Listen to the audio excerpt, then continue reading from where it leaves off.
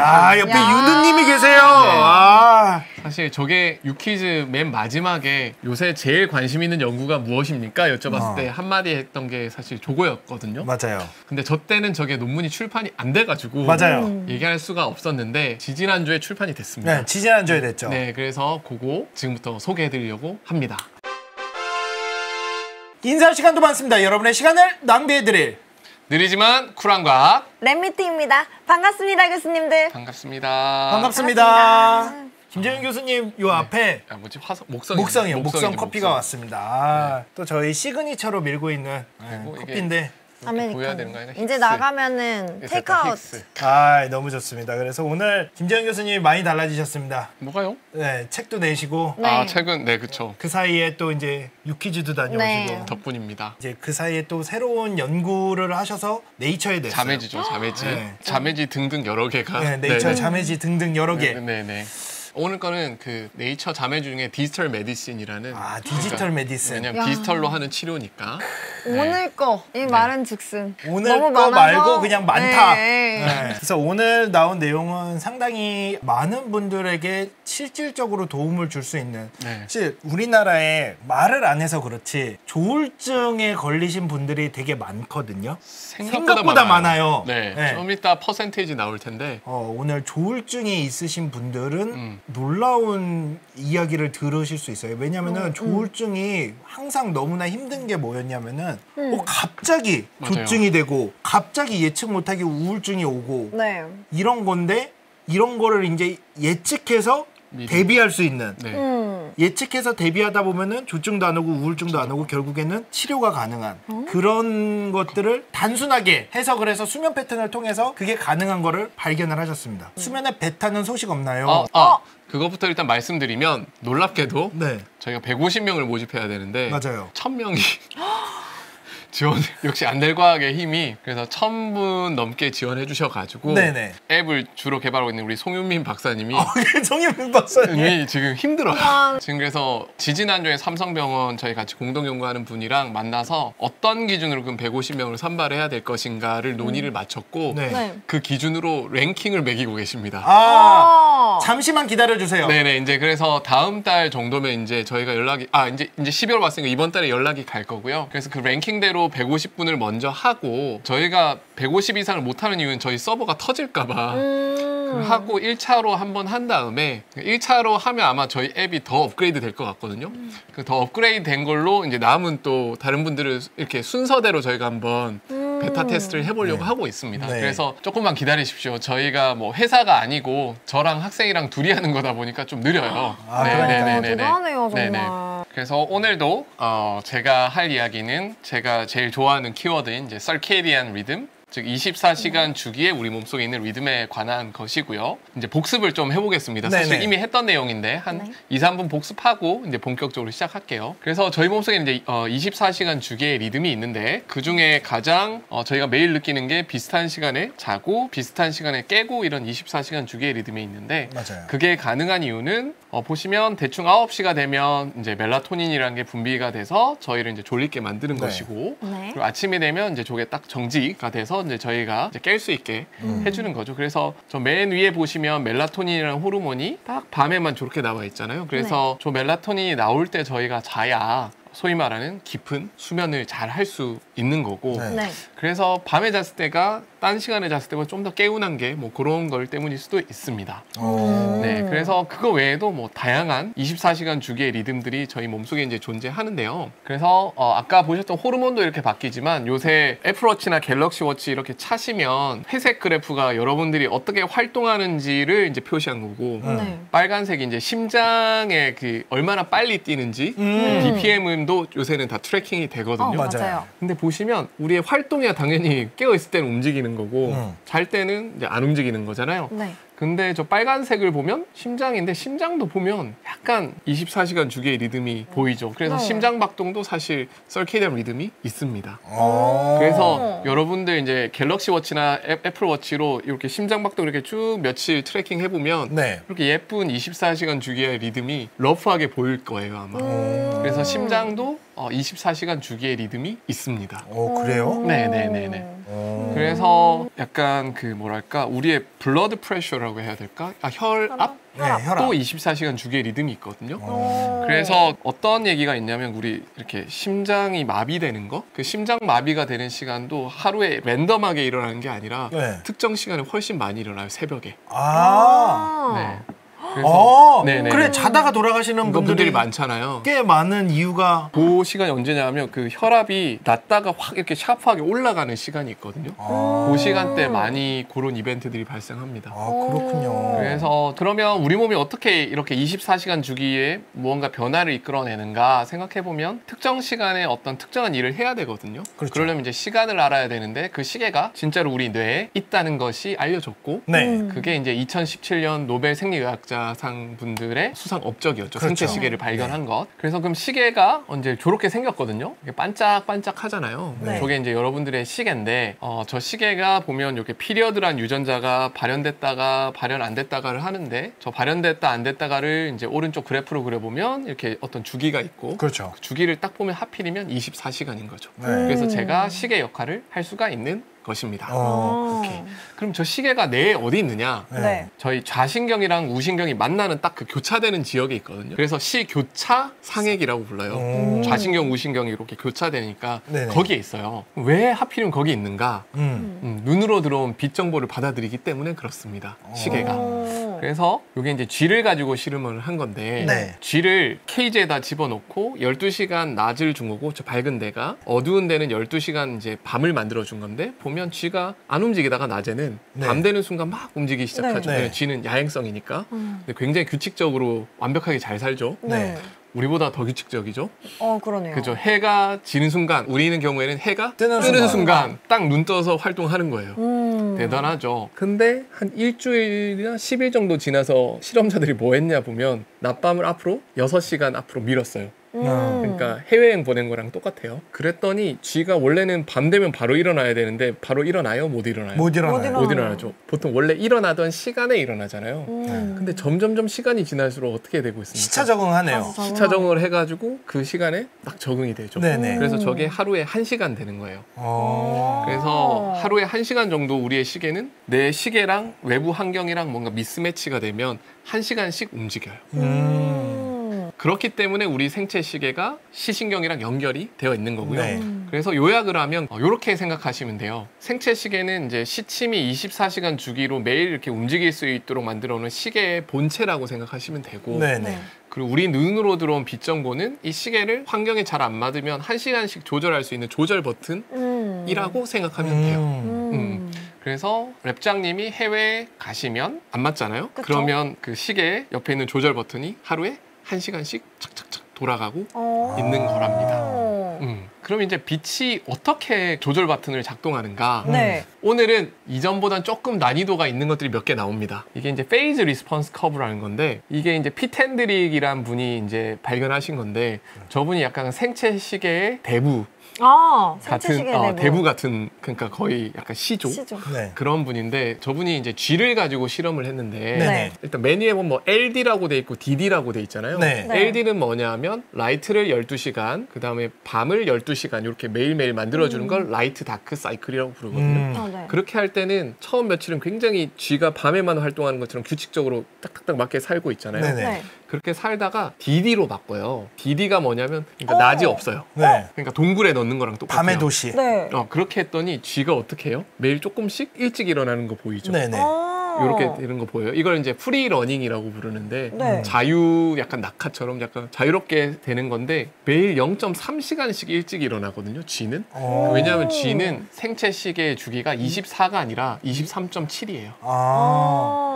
그래서 23.7이니까 실제 시계가 23.7이면 어떻게 되겠어요? 매일 0.3시간씩 당겨지는 거죠. 당겨지는 거죠. 그래서 그렇죠. 아까 저런 현상이 발생하거든요. 근데 저거를 이제 사람 가지고 하면 사람은 보통 평균이 24.2거든요. 네. 네. 그럼 그래프가 어떻게 될까요? 낮밤 할 때 이렇게 예쁘게 나오다가 24.2니까 이제 반대로 요렇게 네. 뒤로 밀리는 그런 일이 발생합니다. 오.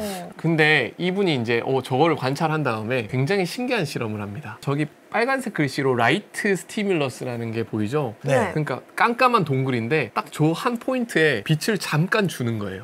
그러니까 쥐한테 30초만 핸드폰을 준 거예요.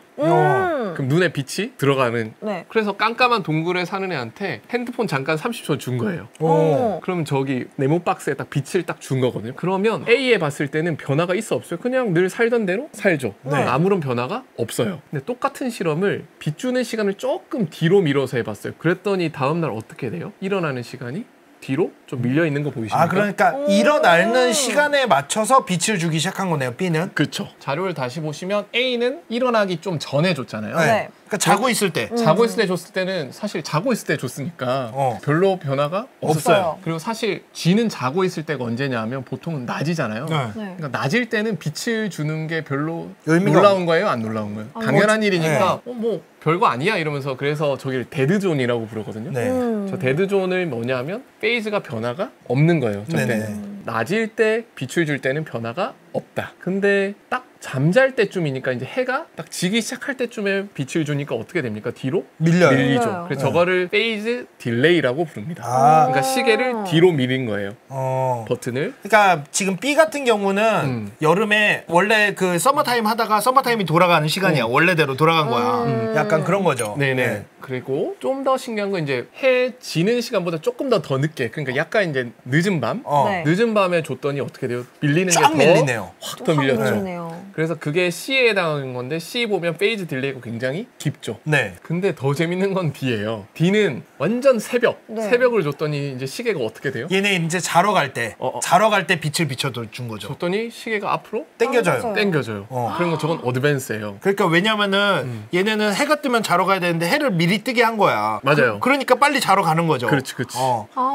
그러니까 아침에 커튼을 확 열어버린 거예요. 그렇죠, 그렇죠. 그래서 저거 페이지 리스폰스 커브를 딱 보면 빛이 있는 시간에 빛을 주면 데드존. 네. 빛이 아무런 영향이 없어요. 근데 밤일 때 빛을 보는 행위, 그러니까 핸드폰을 보는 행위는 네. 시계를 뒤로 미룰 수도 있고 앞으로 땡길 수도 있어요. 당길 수도 있다는 걸 알게 된 거예요. 그래서 빛은 무슨 버튼이다? 시계를 조절할 수 있는 버튼이다. 근데 언제 빛을 주느냐에 따라서 뒤로 갈 수도 있고 앞으로 당길 수도 있다라는 굉장히 놀라운 발견이었어요. 와. 그래서 요거는 이제 G의 페이즈 리스폰스 커브인데 이거를 PRC라고 부르는 거예요. 네, PRC. 네.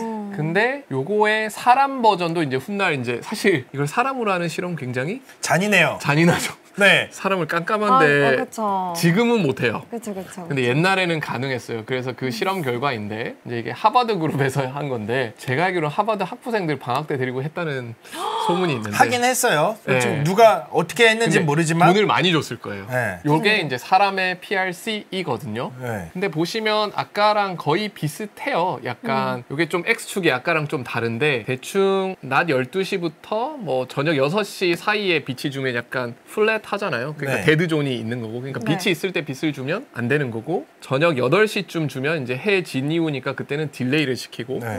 그 다음에 아침 6시나 오전 8시일 때는 빛을 주면 좀 어드밴스하는 이런 효과가 이제 있다라는 걸 이제 알게 됐는데 네.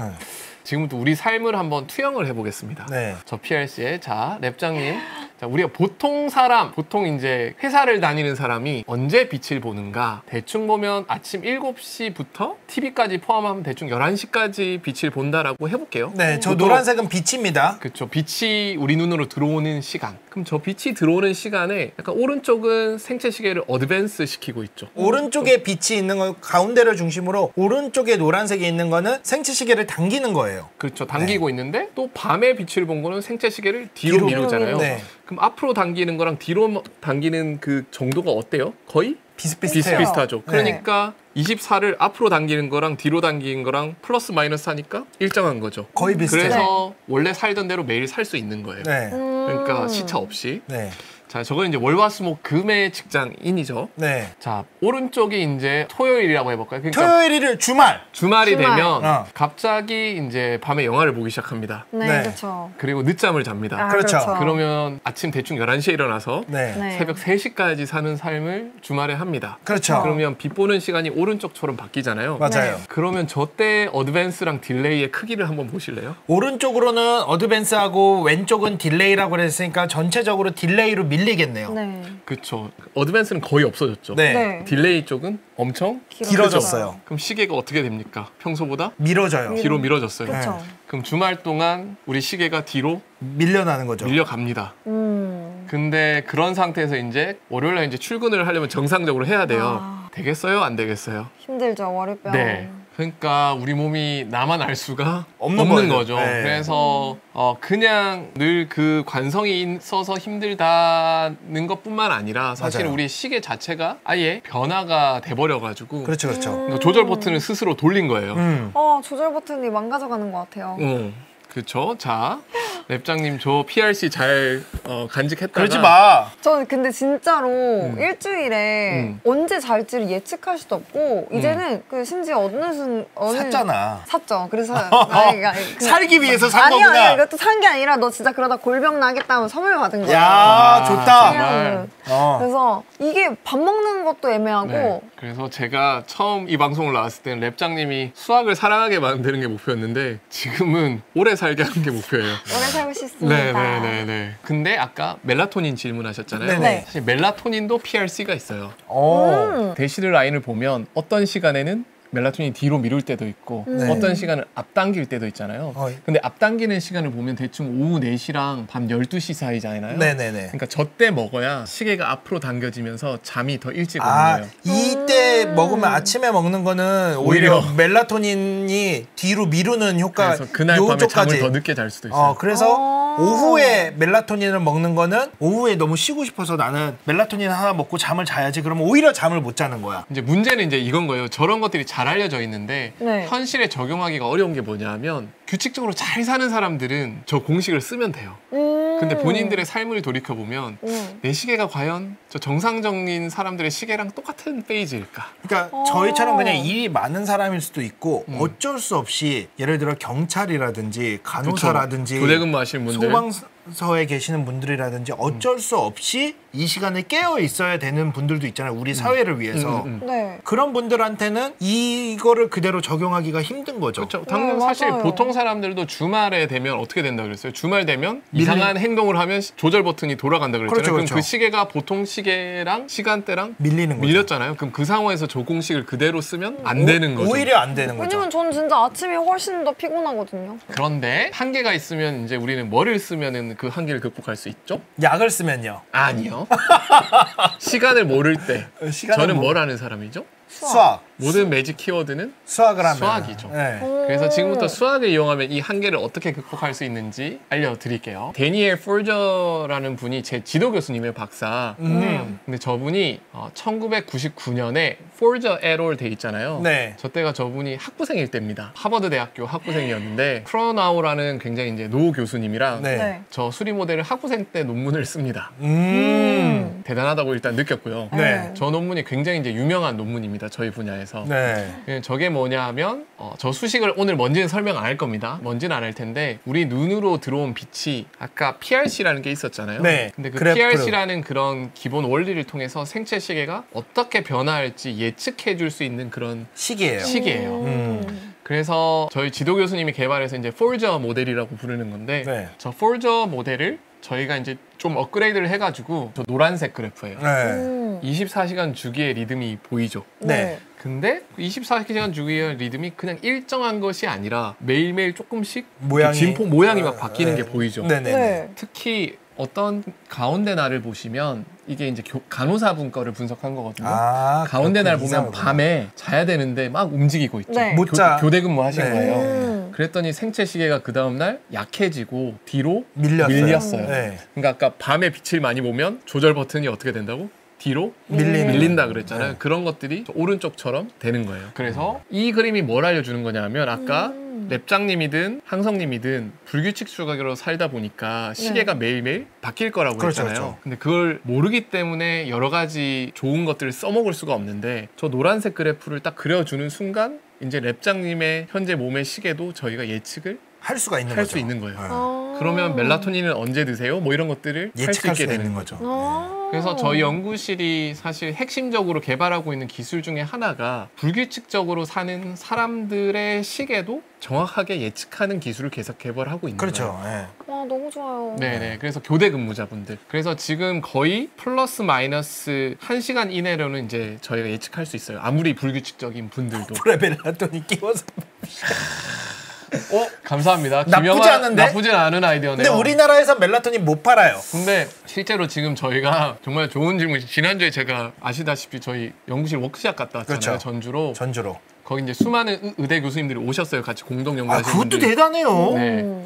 저희 연구원은 20명인데 외부인 분이 50명이 오셨어요. 근데 그 중에 한 분이 이제 이화여대 김지연 교수님이신데 네. 그 교수님이 저희한테 딱 제안했던 연구가 그거였습니다. 저희 기술을 이용해서 멜라토닌을 처방받는 환자들한테 언제 멜라토닌을 먹어야 가장 불면증이나 이런 거 치료가 잘 되는가. 그래서 그 연구가 이제 성공이 되면 또 한번 나오겠습니다. 그래서 이 얘기가 뭐냐면 이제 저희가 요 스마트워치로 이제 수면 데이터가 들어오면 수면 데이터가 있으면 어떤 사람이 언제 빛을 받고 언제 눈을 감아서 빛을 안 받는지를 알 수 있잖아요. 네. 그걸 이용하면 아까 우리 PRC 있죠? 그 PRC 원리에다가 이제 저희 수리 모델에다가 도입을 하면 저는 예쁜 노란색 그래프를 그릴 수 있어서 우리 몸의 시간을 실시간으로 알 수 있다. 그럼 이제 이 기술을 이용하면 사실 할 수 있는 것들이 너무너무 많아요. 방금 지금까지 얘기했던 것 중에 뭐 멜라토닌은 언제 먹어야 됩니까? 뭐 이런 것도 할 수 있지만 오늘 제가 소개해드릴 내용은 요겁니다. 네. 야, 옆에 야. 유느님이 계세요. 사실 저게 유퀴즈 맨 마지막에 요새 제일 관심 있는 연구가 무엇입니까? 여쭤봤을 때 한마디 했던 게 사실 저거였거든요. 맞아요. 근데 저 때는 저게 논문이 출판이 안 돼가지고 맞아요. 얘기할 수가 없었는데 지지난주에 출판이 됐습니다. 네, 지지난주에 됐죠. 네, 그래서 그거 지금부터 소개해드리려고 합니다. 저기 우리. 김재현 교수님 저기 나오는데 얼마나 뿌듯하던지. 진짜 사실 반짝반짝. 저것도 항상님 덕분이죠. 사실 저번에 안 될 거학 나왔을 때 그거를 유퀴즈 작가님이 보시고 연락 주신 거예요. 맞아요. 네. 그래서 딴 건 아니고 이제 안 될 거학 보시고 친한 작가님이 계세요. 유퀴즈 작가님인데 작가님이 제 연락- 뚜루루룽 카톡이 올 때가 있어요. 네. 그러면은 제가 답변을 드립니다. 누구요? 야, 누구요? 누구요? 네, 그래서 그렇게 출연을 하게 됐던 거였고요. 네. 그래서 더더욱 제가 노예 계약을 벗어날 수가 없어요. 이제 묶어버렸다. 사실 저 한마디를 하고 나서 사실 이메일이 굉장히 많이 왔어요. 맞아요. 놀랍게도 조울증 겪고 계시는 분들이 임상을 참여하겠다고 심지어 저희가 일단 뭐 안 될 과학이니까 조금 이제 저희가 이제 재밌게 하고 있지만 네. 사실 네. 당사자분들한테는 너무 힘든 얘기예요.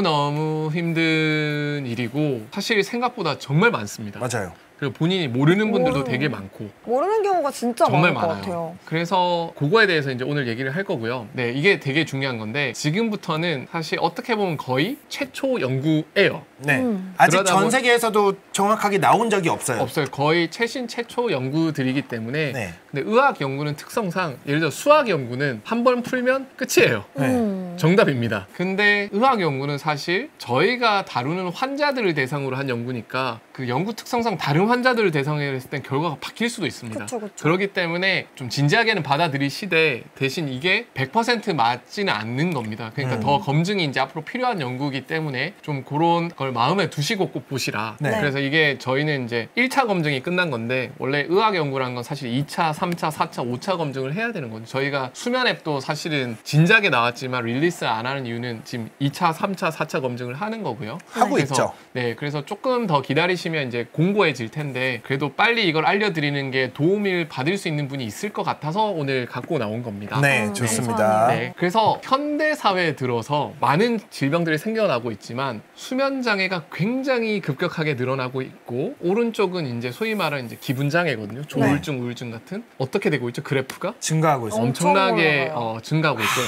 그래서 굉장히 신기한 게 현대 사회에 들어서 수면 장애랑 기분 장애가 급격하게 동시에 증가하고 있거든요. 그래서 사람들이 이 우상향이 둘 다 있으니까 이게 뭔가 관련이 있지 않을까? 당연히 자연스럽게 이제 생각을 했고 그러니까 무엇이 이렇게 둘 다 급격하게 이런 증가를 일으키고 있는가? 그래서 저기 어느 정도인지 퍼센트를 한번 보시면 USA 그러니까 미국 10대 청소년들 중에 네. 우울증이 있는 퍼센트가 여학생이 현재 엄청난데요? 30%예요. 네. 셋 중에 하나.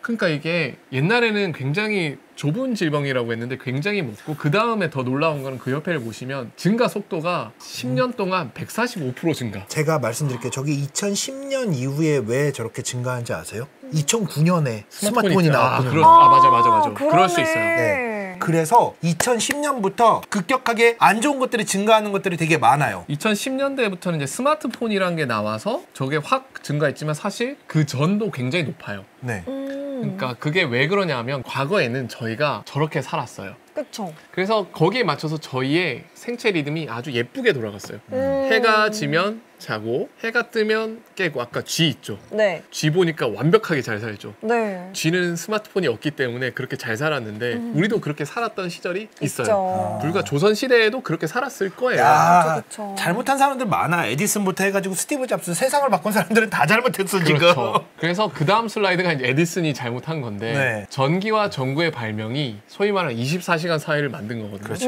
그래서 라이트 폴루션이라고 불러요. 빛 공해. 저 밑에 왼쪽 그래프를 보시면 저 파란색이 뭐냐 하면 옛날에 헌팅하던 그 시절의 생활 네. 패턴이에요. 수렵 채집할 때 딱 그럼 해 뜨는 순간 어떻게 딱 일어나서 일어나서. 그때 열심히 활동하다가 네. 해 지는 순간 바로 그냥. 가요? 아까 쥐랑 똑같이 네, 살죠. 아주. 아 그래 쥐랑 똑같네. 아주. 그러니까 그게 자연의 섭리인 거예요, 사실. 음. 쥐, 초파리, 실험할 수 있는 모든 것들을 하면 다 저렇게 살아요. 음. 근데 현대 사회의 인간만 저 빨간색으로 사는 겁니다.